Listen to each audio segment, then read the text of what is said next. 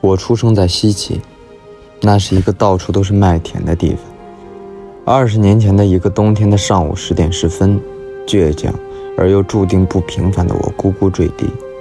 我的出生让家里人很是欢喜，父亲说10点10分既是吉祥的象征，乃是十全十美之意。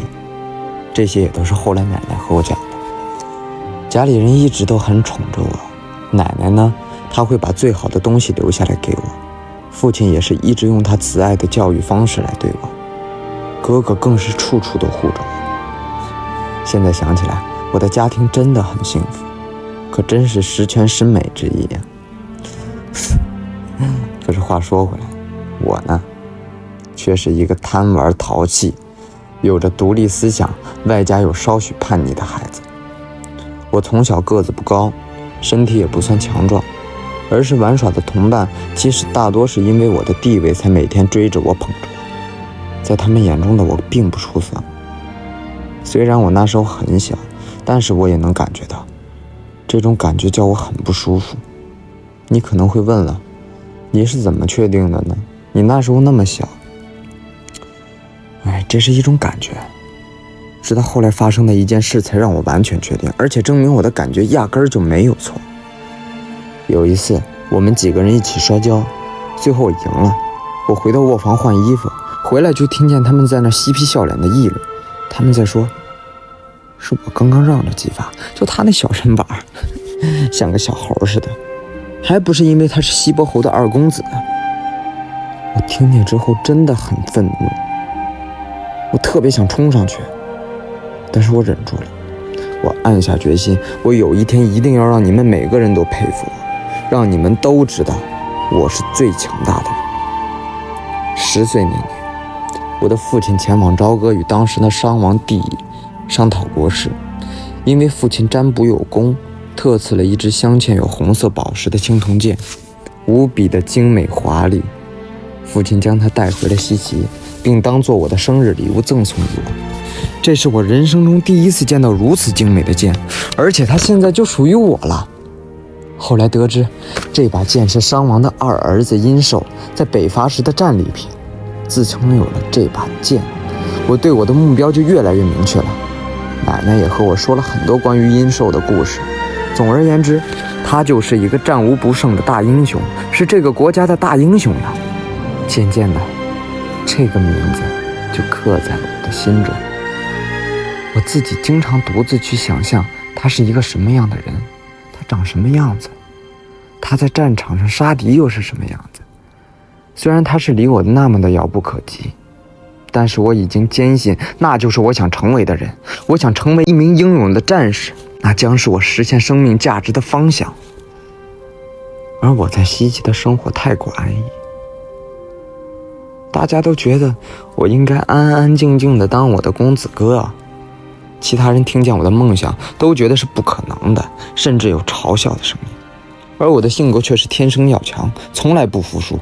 听见这些质疑的声音，我就会更加勤奋，为的就是有一天让那些看不起我的人闭嘴。时间一晃而过，转眼到了12岁。这时的我已经不是原来的那个小猴子了，我的功力大有长进，身边的伙伴们也不会像从前那样看我，他们也知道我不是好惹的，我的努力也算没白费。可能就是冥冥中的安排吧，上天给了我一次机会。就是那一年，朝歌派人来我家府中征收质子。我记得那一夜，父亲一夜未眠，我透过窗纸看见烛光下的父亲在喝酒。这是我印象中第3次父亲喝酒。第一次是西岐久旱之后天降大雨的那天，第2次呢是哥哥大婚的那天，这就是第3次。朝廷的人说了，1周之内要做出决定。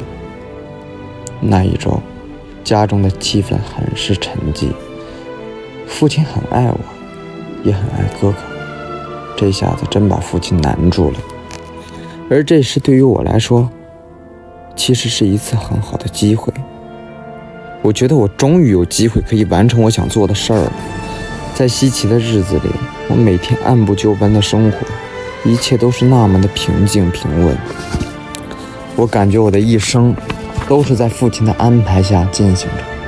我无法接受我一辈子都是这样，我将毫无价值地活下去。我想成为一名英雄，可以为了国家出生入死的那种，而不是在家中的保护下平平稳稳度过一生的这种人。我不想，我不愿意。我觉得天下的百姓还等着我去拯救，等着我去保护呢。于是我做出了决定，我决定要去当质子。不管怎么样，其实我也没有想太多，我觉得不管怎么样，至少可以摆脱我现在的生活。最后父亲说以笔试建议来决定。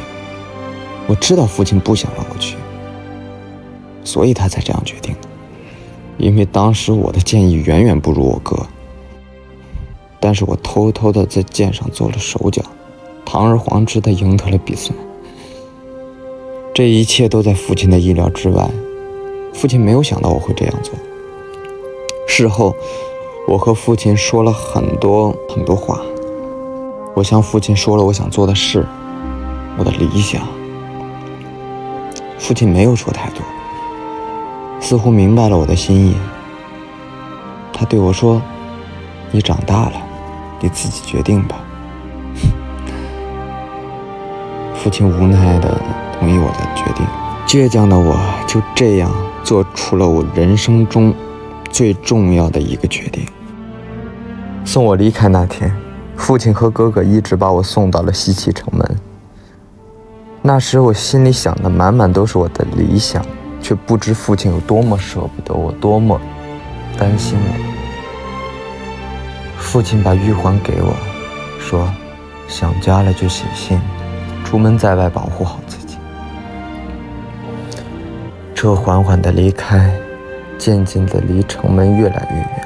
我回头望去，父亲还在原地慈祥地望着我。父亲老了，我隐约能看见父亲眼角的泪光。我实在忍不住了，我忍不住大声喊父亲。父亲伸手示意向我告别。父亲是那么的慈祥，安静而又睿智的脸上露出了浅浅的微笑。我的身体里仿佛有一股强烈的暖流涌出了眼角，我哭了。渐渐的，父亲和哥哥的身影在我的视线中消失了。我穿过了一片又一片的麦田，最后一次闻着家乡麦子的香气离开了故乡。我在车上睡着了。那时傻傻的我从来没有想过，我的人生真的从那一天开始彻底的改变。